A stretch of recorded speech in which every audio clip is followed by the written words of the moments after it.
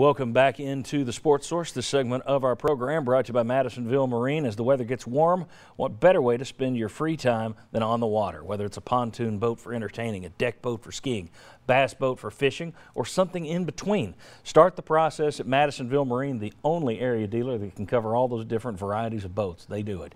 No better place to buy a boat, madmarine.com.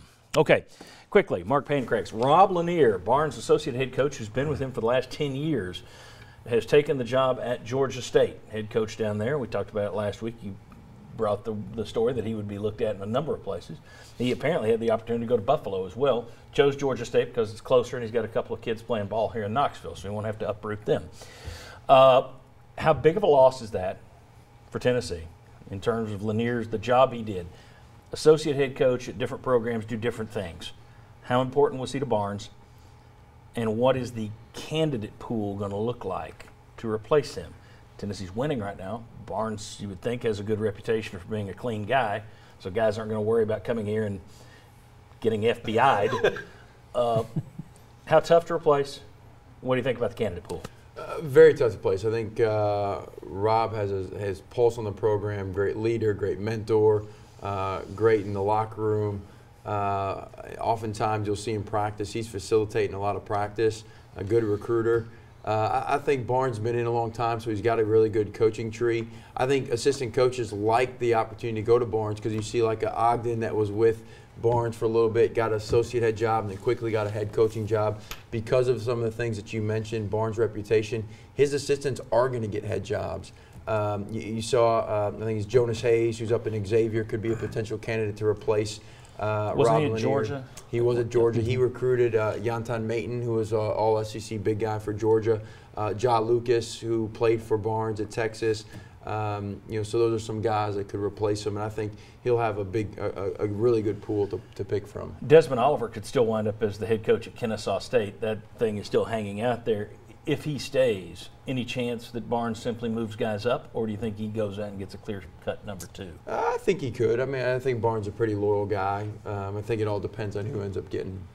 Okay. I think it's interesting that Lanier chose this one to lead. He had the Missouri State opportunity last year, which that's a launching pad. I mean, Steve Alford, Conzo Martin, there have been plenty of coaches to come through Missouri State. He turned that down, took the Georgia State thing this year. I wonder is he looking at this saying, if I want the Tennessee job someday, I better go get a head coaching job now rather than try and wait this out and stick around. That's just me. I said last year the fact that he stuck around made me wonder if he was eyeing that job when Barnes walked away. One thing, the Georgia State job has gotten to be a much better job because of the success Ron Hunter's had there. So that's a pretty good job now. And the players in that state. Right. That's a good place to recruit. And see, that's another thing that works against Tennessee. Not only do you lose a great assistant coach, he's going to be recruiting right there in his backyard in Atlanta. And look at all those players. Now you're going to be going up against Rob Lanier for talent.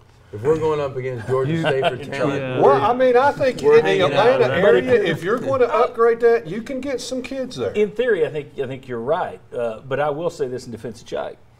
Let's say if you're recruiting a guy who will sit the bench at Tennessee or could start right away at Georgia State, that may make a kid and say, even if it's play. not Atlanta, he's still recruit. I think he'll still be recruiting some players here. Let me show you the SEC head coaching ranks, okay? Because they've added a few new guys to the roster.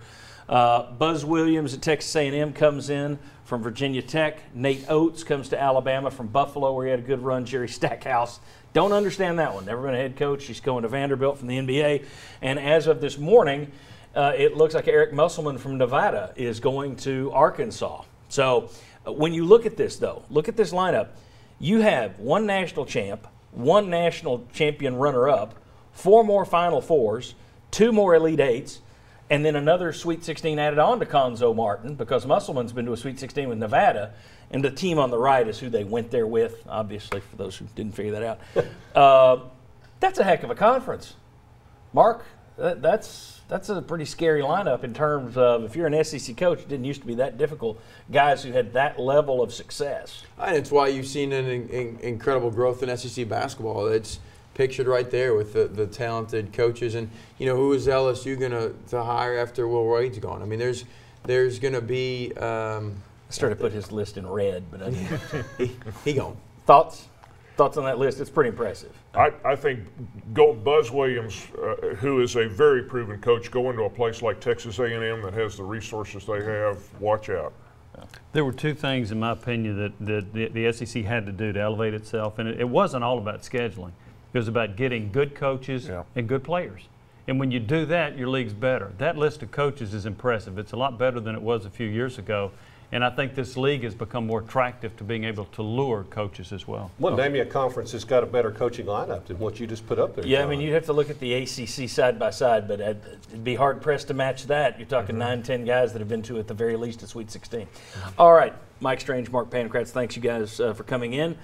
Who knows when I'll call you again? There may be more basketball news next week.